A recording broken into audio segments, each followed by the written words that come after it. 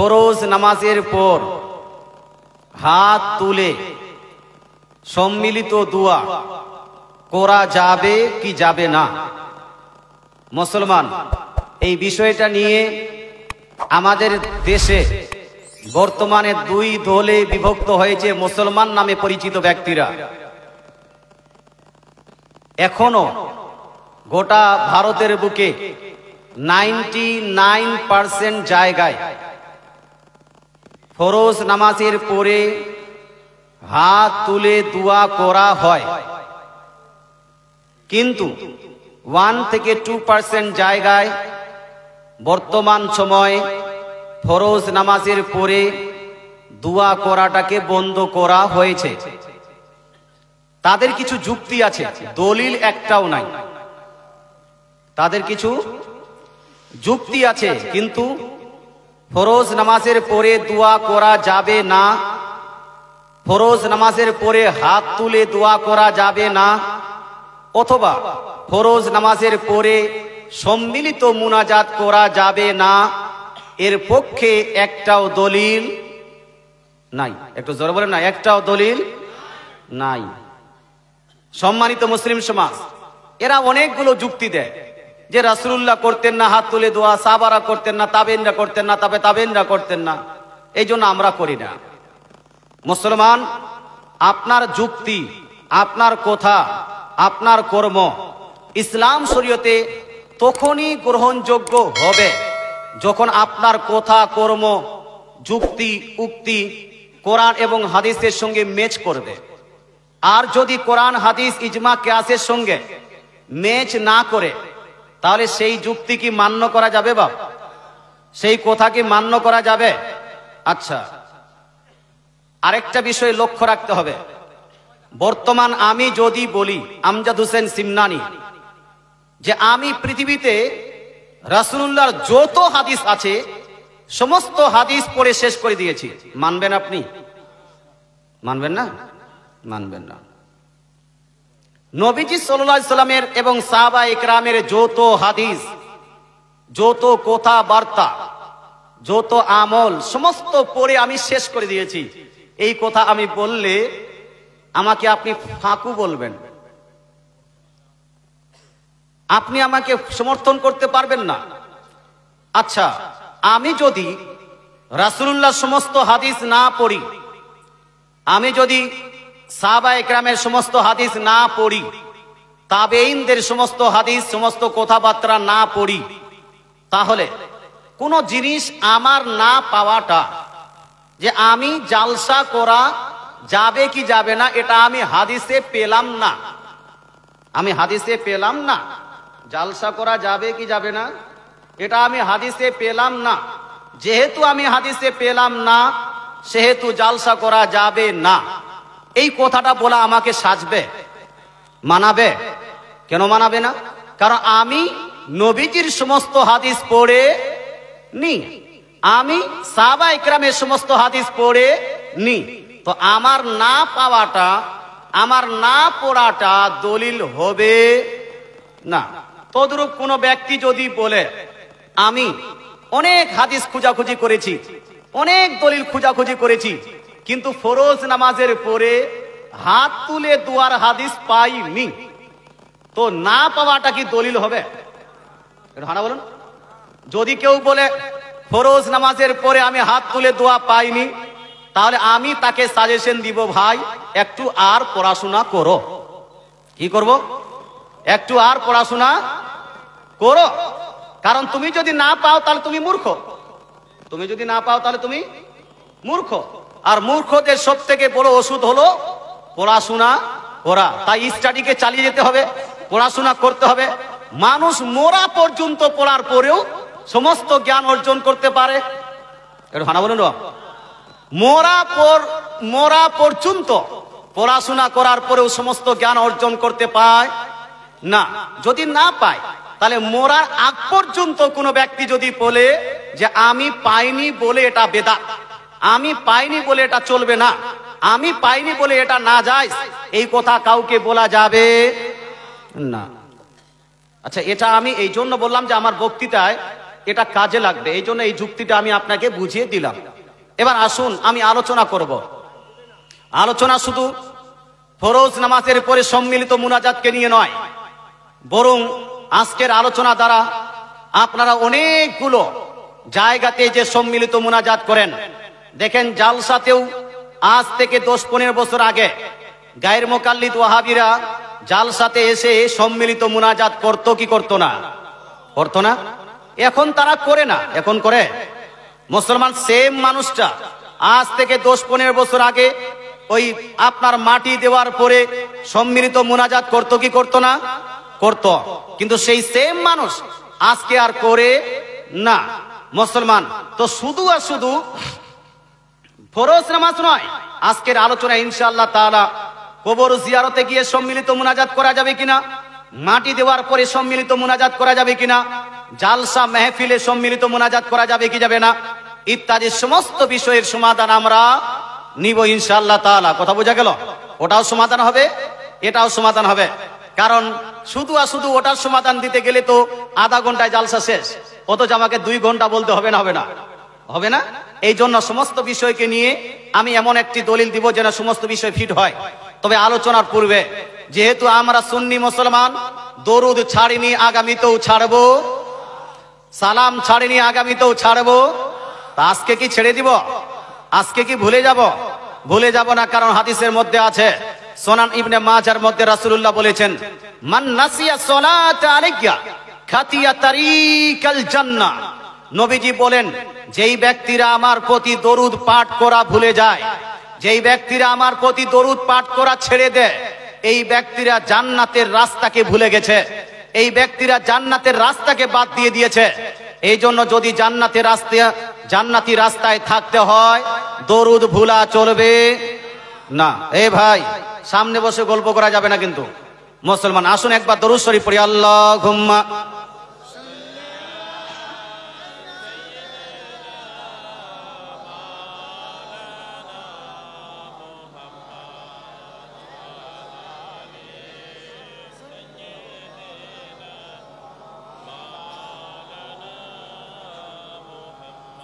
সাল্লাল্লাহু তাআলা আলাইহি ওয়া আলিহি ওয়াসাল্লাম। আমি কোরআনুল মাজিদ ফুরকানুল হামিদ থেকে সূরা মুমিন আয়াত নাম্বার 60 নম্বর আয়াত, আল্লাহ তাআলা বলেন, উদউনি আস্তাজিব লাকুম। আল্লাহ বলছেন, হে আমার বান্দা বান্দিরা, তোমরা আমার কাছে দোয়া করতেই থাকো, আমি আল্লাহ তোমাদের দোয়াকে গ্রহণ করতেই থাকবো। জোরে বলেন সুবহানাল্লাহ। আল্লাহ তাআলা বলেছেন, তোমরা বলতে মানব জাতকে, মানুষকে, মুমিন বান্দাদেরকে, যে তোমরা আমার কাছে দোয়া করতেই থাকো, আমি আল্লাহ তোমাদের দোয়াকে গ্রহণ করতেই থাকবো। মুসলমান বলুন তো, আমরা দোয়া করি কার কাছে? জোরে বলতে হবে। হ্যাঁ, কিছুটা লেকচার আপনি অন্যান্য টাইমও শুনেছেন, কিন্তু হানা করবেন। দোয়া করি আমরা কার কাছে? আল্লাহর কাছে। সূর্যের কাছে আমরা দোয়া করি, চন্দ্রের কাছে আমরা দোয়া করি, গাছের কাছে আমরা দোয়া করি, মোবাইলকে আমরা দোয়া করি, আমরা দোয়া করি আল্লাহর কাছে। কেন?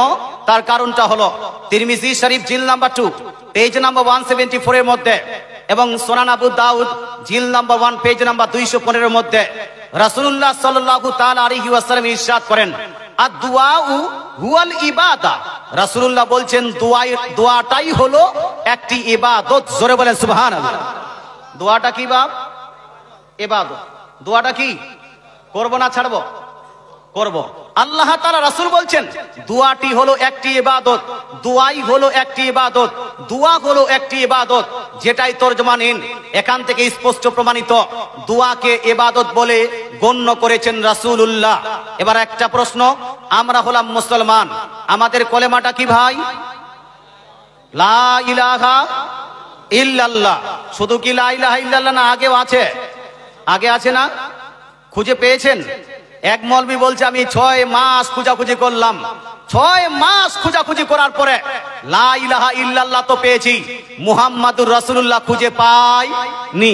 আচ্ছা বলেন তো, এই খুঁজে পাইনি যে বলছে, এটাকে কি বলতে চাচ্ছে? লা ইলাহা ইল্লাল্লাহর পরে মুহাম্মাদুর রাসূলুল্লাহ বলো না বাদ দাও? কোনটা বলতে চাচ্ছে? বাদ দাও বলতে চাচ্ছে। মানে এখানেও এ নিজের মূর্খতাকে দলিল বানিয়েছে, নিজের মূর্খতাকে দলিল বানিয়েছে যে আমি 6 খুঁজাখুঁজি করার পরে মুহাম্মাদুর রাসূলুল্লাহ, লা ইলাহা ইল্লাল্লাহ মুহাম্মাদুর রাসূলুল্লাহ খুঁজে পেলাম না। মুসলমান কারো মূর্খতা আমাদের শরীয়তের দলিল হতে পারে? পারে জি। কারো অজ্ঞতা আমাদের ইসলামের দলিল হতে পারে না। কারো মূর্খামি আমাদের শরীয়তের দলিল হতে পারে না। আমি আব্দুর রাজ্জাক বিন ইউসুফকে বলবো, অথবা যারা যারা এরকম কথা বলেছে যে লা ইলাহা ইল্লাল্লাহর সঙ্গে সঙ্গে মুহাম্মাদুর রাসূলুল্লাহ জয়েন করা যাবে না, লা ইলাহা ইল্লাল্লাহর সঙ্গে মুহাম্মাদুর রাসূলুল্লাহ জয়েন করলে শিরক হবে। লা ইলাহা ইল্লাল্লাহ এটাকে খুঁজে 6 মাস খোঁজার পরে মুহাম্মাদুর রাসূলুল্লাহ খুঁজে পায়নি। তাদের জন্য আমাদের সুন্নিদের সাজেশন, ভাই তুমি যখন পাওনি এবার বেশি বেশি করে পড়াশোনা করো। কি করবে জি? অজ্ঞতার ওষুধ কি? পড়াশোনা করা। আর যদি তোমাদের মাদ্রাসায় বই পুঁথি শেষ হয়ে যায়, পড়ার যোগ্য কেউ আলিম না থাকে, তাহলে আমাদের সুন্নিদের মাদ্রাসায় চলে আসো। নাকি হুজুর? তোমাদের মাদ্রাসায় যদি যোগ্য আলিম না থাকে, তাহলে আমাদের সুন্নিদের মাদ্রাসায় চলে আসো।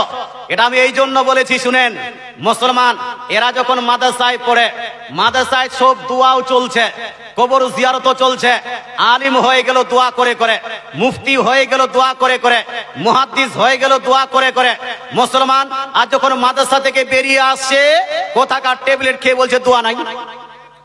হ্যাঁ বলুন না, কোথাকার ট্যাবলেট খেয়ে বলছে কবর জিয়ারত নাই। তার মানে ওদের শিক্ষকরা ভালো না খারাপ? হ্যাঁ, শিক্ষকরা সঠিকভাবে শিক্ষা দিতে পারে নি। অথচ আমাদের সুন্নিদের ঘরের মানুষ আশরাফিয়া থেকে কেউ পড়ে এসেছে, কেউ জামিয়া আশরাফ থেকে পড়ে এসেছে, কেউ আমিরুল উলুম সিমনানিয়া থেকে পড়ে এসেছে, কেউ আপনার দারুল উলুম মুহাম্মাদিয়া থেকে পড়ে এসেছে। একজনের আকীদা এবং আহলে সুন্নাতুল জামাতের আমলে পরিবর্তন পাবেন। এই পরিবর্তন পাওয়া যায়। আজকে বলছে মাজার জিয়ারত করো, কালকে বাদ দাও, এরকম কোন মুফতি বলেছে সুন্নিদের? হ্যাঁ, আজকে বলছে পীর মানো, কালকে বলছে পীর মানা যাবে না, এরকম কথা বলেছে মুসলমান। কিন্তু ওদের মধ্যে দেখবেন গিরগিটি রং আপনার পাল্টাতে যতটা সময় লাগায়, তার থেকে কম সময় এরা রং পাল্টিয়ে দেয়। হ্যাঁ, ঠিক না? মুসলমান আপনাকে বলতে চাই, গিরগিটির রং পাল্টাতে যতটা টাইম লাগে, তার থেকে শর্ট টাইমে এরা জানা রং পাল্টিয়ে দিবে।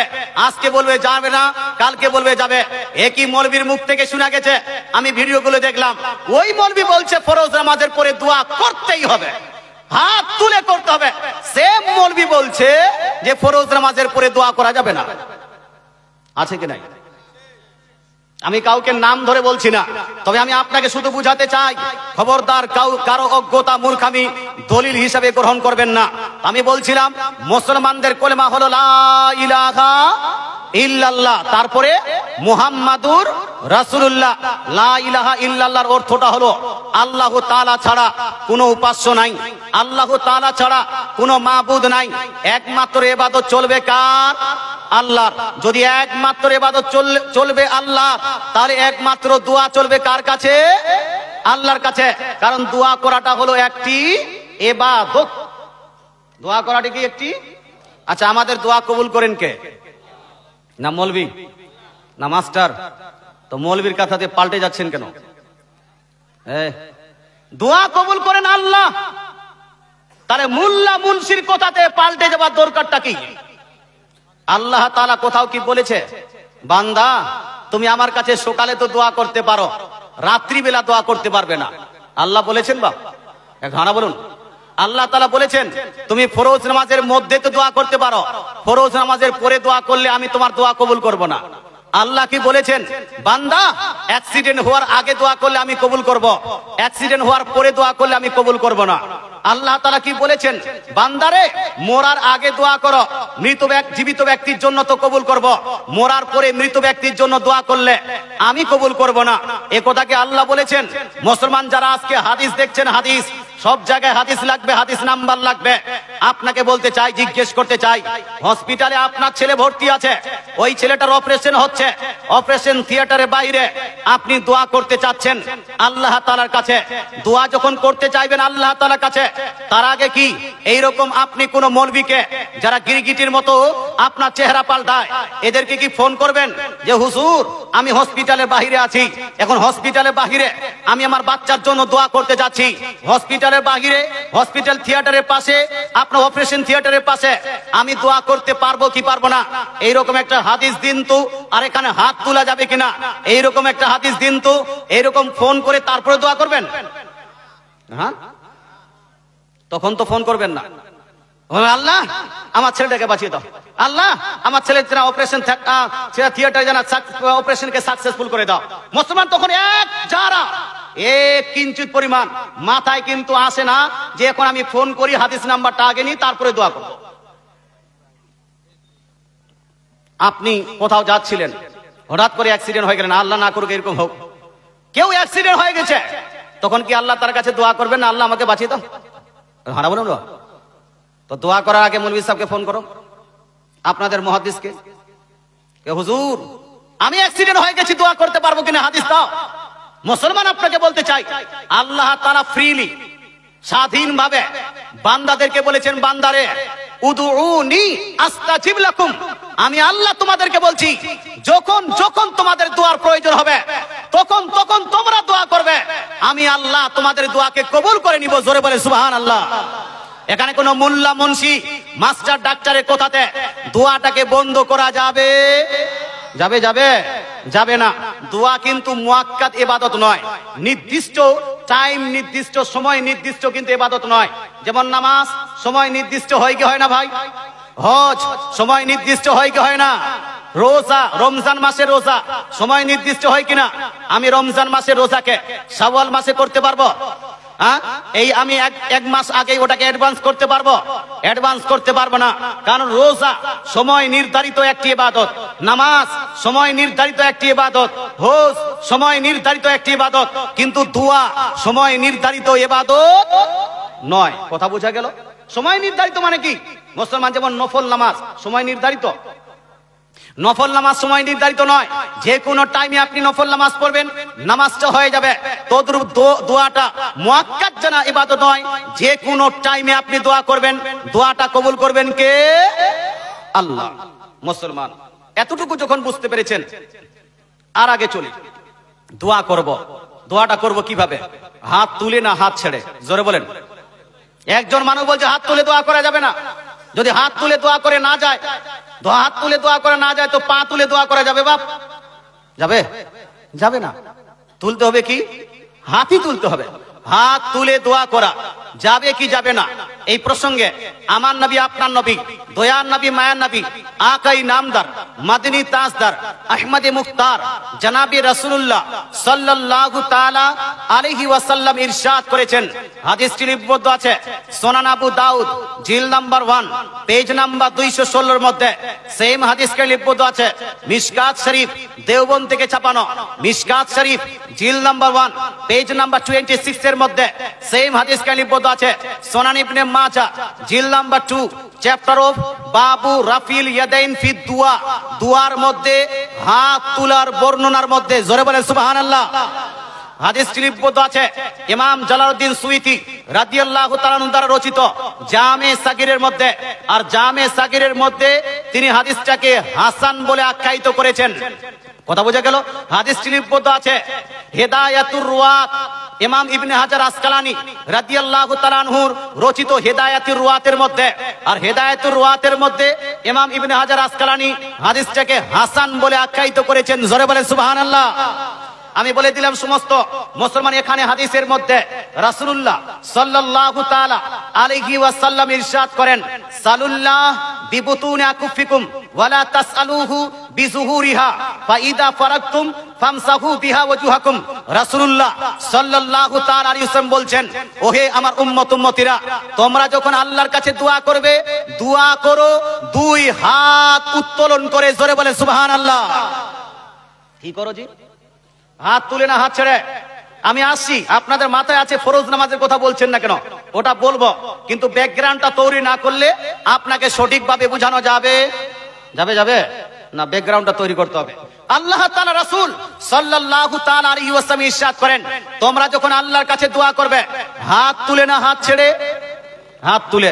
মুসলমান সহিহ মুসলিম শরীফে জিল নাম্বার 2 এর মধ্যে বাবু রাফিল ইয়াইদি ফি দুয়া, দুয়ার মধ্যে হাত তোলার বর্ণনার মধ্যে আনাস বিন মালিক রাদিয়াল্লাহু তাআলা আনহু বুখারী শরীফের মধ্যে সহিহ হাদিসে ইরশাদ করেন, আমি দেখলাম নবীজি সাল্লাল্লাহু আলাইহি সাল্লাম হাত তুলে দোয়া করলেন, ইভেন আমি রাসূলুল্লাহর বগলের শুভ্রতা দেখতে পেলাম। জোরে বলে সুবহানাল্লাহ।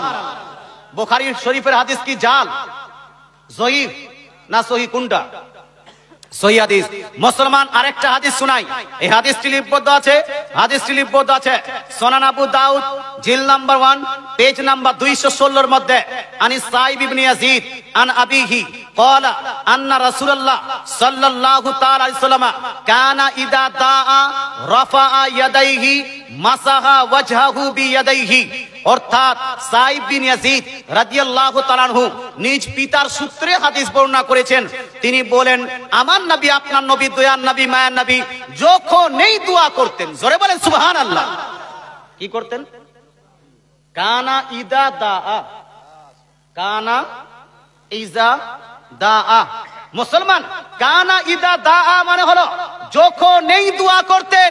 এমন না যে একবার দোয়া করার সময় হাত তুললেন, এমনটা নয়। নবীজি যখনই দোয়া করতেন রাফা ইয়াদাইহি, দুই হাতকে উত্তোলন করতেন। জোরে বলেন সুবহানাল্লাহ। দুই হাত উত্তোলন করতেন মানে যখন যখন রাসূলুল্লাহ দোয়া করেছেন হাত তুলেছেন কি তুলেননি? এই হাদিস থেকে প্রমাণিত হয়। এই হাদিসটি বয়ান করার পরে ইমাম আবু দাউদ রাদিয়াল্লাহু তাআলা আনহু কোনো মন্তব্য করেননি। আর ইমাম দাউদের মন্তব্য না করা মানে হলো হাদিসটি কাবিলে কবুল, হাদিসটি গ্রহণযোগ্য হাদিস। জোরে বলে সুবহানাল্লাহ। সম্মানিত মুসলিম সমাজ, তাহলে হাত তুলে দোয়া করার হাদিস পেলাম না? পেলাম না? পেলাম না? পেলাম না? তা আমরা দোয়া করার সময় হাত তুলবো না বাদ দিব? তুলবো। আচ্ছা, এখানে একটু যারা আছেন একটু বলেন তো, আপনারা কি ধ্যান দিয়ে শুনছেন? মানে আস্তে করে একটু কিছুক্ষণ বোঝাতে হবে। আপনারা ধ্যান দিয়ে শুনছেন, যারা আছেন শুনছেন, একটু হাত তুলে বলুন তো ইয়া রাসূলুল্লাহ। মুসলমান, এখানে প্রশ্ন হলো এই, আচ্ছা হাত তুলে দোয়াটা কোন দোয়ার সঙ্গে কি নির্দিষ্ট না স্বাধীন? এটা একটা প্রশ্ন। যদি হাত তুলে দোয়া কোন দোয়ার সঙ্গে নির্দিষ্ট হয় তাহলে শুধু সেই দোয়াতেই হাত তোলা যাবে, বাকি দোয়াতে হাত তোলা যাবে না। কথা বোঝা গেল? আর যদি হাত তুলে দোয়াটা কোন দোয়ার সঙ্গে নির্দিষ্ট না হয় তাহলে রাসূলুল্লাহর হাদিস থেকে যে কোনো টাইমে আপনি দোয়া করেন হাত তুলতে পারবেন না? পারবেন না? এবার প্রশ্ন হলো, দোয়ার সময় হাত তোলা এটা নির্দিষ্ট কোন দোয়ার সঙ্গে কানেক্টেড না এই হাত তোলাটা দোয়ার সিস্টেম, নিয়ম নীতি কোনটা? যদি নিয়ম নীতি হয় যেখানেই হাত দোয়া করবেন হাত তুলতে পারবেন না? পারবেন না? নিয়ম যদি হয়, নিয়ম মুসলমান, যতক্ষণ পর্যন্ত না শরীয়তের তরফ থেকে ওই দোয়ায় হাত তোলাটা নিষেধ না প্রমাণিত হয়েছে। কথা বোঝা গেল? মুসলমান, এই গ্রামার গুলো আপনাকে বোঝাতে হবে, বুঝতে হবে। খালি ফট করে বলবেন হুজুর জালসাতে স্টেজে বসে হাত তুলে দোয়া করা দলিলতে দিন তো, এইরকম প্রশ্ন করতে হয় না। জালসায় স্টেজে বসে হাত তুলে দোয়া করার আমার কি আলাদা করে হাদিসের প্রয়োজন আছে না? এই হাদিসগুলোই হবে। কোনটা কোনটা কোনটা আলাদা করে হাদিসের প্রয়োজন? গাছের উপর চেপে আছেন, চেপে আর নামতে পারছেন না, তখন আল্লাহর কাছে দোয়া করছেন, আল্লাহ আমাকে নামিয়ে দাও, আর জীবনও গাছে চাপবো না। তো ওখানে গাছের উপর চেপে যদি হাত তুলেন তো ওটার জন্য কি আলাদা হাদিসের প্রয়োজন আছে না? যে হাদিসগুলো শুনালাম এইটাই চলবে? চলবে না মুসলমান, এইগুলোই চলবে। কারণটা হলো এই, হাত তোলাটা কোন দোয়ার সঙ্গে নির্দিষ্ট নয়। এটা হলো হাত তোলা দোয়ার নিয়ম নীতি সিস্টেম। জোরে বলেন সুবহানাল্লাহ। আচ্ছা, নিয়ম নীতি সিস্টেম, এটারও দলিলটা নিয়ে নেন। এই দলিলটি লিপিবদ্ধ আছে সুনান আবু দাউদ জিল নাম্বার 1 পেজ নাম্বার 216 এর মধ্যে। ক্বালা ইবনু আব্বাস রাদিয়াল্লাহু তাআলা আনহু, আল মাসআলাতু আন তারফা ইয়াদাইকা হাজওয়া মানকাবাইকা আও নাহওয়াহুমা। অর্থাৎ আব্দুল্লাহ বিন আব্বাস রাদিয়াল্লাহু তাআলা আনহু বলছেন, দুয়ার সিস্টেমই হলো, দোয়ার পদ্ধতি হলো দুই হাতকে স্কন্ধ বরাবর অথবা অতটুকু আপনি উঠিয়ে হাত তুলে দোয়া করবেন। জোরে বলে সুবহানাল্লাহ। অর্থাৎ হাত তোলাটা এটা হলো দোয়ার, এই দোয়ার সিস্টেম। যখন দোয়ার সিস্টেম হবে যে কোনো দোয়ায় হাত তুলতে পারবেন কি পারবেন না? পারবেন কি পারবেন না? এবার আমি আপনাকে বলতে চাই, আপনার মসজিদে আযান হয়েছে, আযানের পরে দোয়া করতে হয় না? হয় না? সেখানে হাত তুলতে পারবেন কি পারবেন না? জানাজার পরে দোয়া চলে কি চলে না? সেখানে হাত তোলা যাবে কি যাবে না? মাটি দেওয়ার পরে হাত কি দোয়া চলে কি চলে না? সেখানে হাত তুলে দোয়া করা যাবে কি যাবে না? দলিল আলাদা লাগবে না, এগুলোই হবে। যারা আনপড়, যারা জাহিল, যারা মূর্খ, যার অজ্ঞতা নিজের দলিল হিসেবে মানে, তাদের জন্য আলাদা করে দলিল লাগবে। কিন্তু যারা হাদিস বুঝে, যারা অ্যাকচুয়াল মুহাদ্দিস, নামে মুহাদ্দিস শুধু নয়, অ্যাকচুয়াল যারা মুহাদ্দিস, তারা হাদিসটাকে বুঝে এই হাদিস থেকেই সব জায়গায় হাত তুলে দোয়া করার প্রমাণ দিয়ে দিবে। জোরে বলে সুবহানাল্লাহ। যেমন আপনাকে বুঝাই, আপনি রাসূলুল্লাহ বলছেন যখন তোমরা খাবার খাবে তো কোনটা হাত ব্যবহার করবে? বাপ, ডান হাত না বাম হাত? আচ্ছা, ডান হাত ব্যবহার করতে হবে। আচ্ছা, ডান হাত দিয়ে খেতে হবে, এটা কি কোনো খাবার সময় নির্দিষ্ট? কোনো খাবারের সময় সঙ্গে কি নির্দিষ্ট, না এটা খাবারের নিয়ম? কোনটা? এটা খাবারের নিয়ম। যদি খাবারের নিয়ম হয় তো যাই খাবেন ব্যবহার করবেন কোন হাত? ডান হাত। আর যদি বলেন না হুজুর নির্দিষ্ট, নির্দিষ্ট, তার মানে আপনাকে দেখতে হবে রাসূলুল্লাহ কি কি খেয়েছেন। তো রাসূলুল্লাহ খেয়েছেন খিজুর, খিজুরের ডান হাতে খেতে হবে। রাসূলুল্লাহ খেয়েছেন রুটি, তো রুটি ডান হাতে খেতে হবে। রাসূলুল্লাহ খেয়েছেন কয়েকটা পশুর গোশত, তো ওই কয়েকটা পশুর গোশত ডান হাতে। কিন্তু কুরকুরি তো রাসূলুল্লাহ খাননি। খেয়েছেন কি? বিরিয়ানি তো খাননি, হ্যাঁ, খিচুড়ি তো খাননি, পেপসি কোকা কোলা তো খাননি, বিস্কিট আর এলপিলিপের চকলেট তো খাননি, ডেরি মিল্ক তো খাননি। এবার এক সব আপনি বাম হাতে খেতে পারবেন। কুরকুরি খাচ্ছেন বাম হাতে, ডেরি মিল্ক খাচ্ছেন বাম হাতে, বিস্কিট খাচ্ছেন বাম হাতে। এবার এইরকম হাদিস বলছে এই বাম হাতে খাও কেন, ডান হাতে খাও? বলছে কুরকুরি বাম হাতে খেতে হবে। কোন হাদিসে আছে দেখাও। তুমি যেই দিন হাদিস দেখিয়ে দিবে সেই দিন আমি ডান হাতে খাবো। কথা বোঝা গেল? সম্মানিত মুসলিম সমাজ, ডান হাতে খাওয়া, এই ডান হাতটা ব্যবহার করা এটা খাওয়ার হলো সিস্টেম, নিয়ম। এটা কোনো খাবারের সময় নির্দিষ্ট নয়। সুতরাং যা খাবেন ডান হাতে খাবেন না বাম হাতে? ডান হাতে। তদ্রূপ হাত উঠারা হলো, এটা হলো দোয়ার সিস্টেম, নিয়ম। সুতরাং ভাই, যখনই আপনি আল্লাহর কাছে দোয়া করবেন, আপনি চাইলে হাত উঠাতে পারবেন। আর আপনি যদি না চান, আপনাকে আমি মারতে যাব, এই মারতে যাব। কেউ হাতটা ছেড়ে কেউ যদি দোয়া করে আল্লাহ আমার ছেলেটা মাধ্যমিক পরীক্ষা দিতে যাচ্ছে, আল্লাহ তুমি তাকে পাস করিয়ে দাও। আর কেউ বলছে আল্লাহ, হাতটা তুলে, আল্লাহ আমার ছেলেটা মাধ্যমিক পরীক্ষা দিতে যাচ্ছে, ওকে তুমি পাস করিয়ে দাও, ওর ব্রেনটা খুলে দাও। হাত তুললো, কেউ হাত ছেড়ে করলো। আমি বলবো দুইটাই যায়, দুইটাই যায়, কিন্তু দুইটার মধ্যে পার্থক্য আছে কি নাই? এই আছে কি নাই? একটা হলো হাত তুলে, একটা হলো হাত ছেড়ে। দুইটার মধ্যে পার্থক্যটা কি?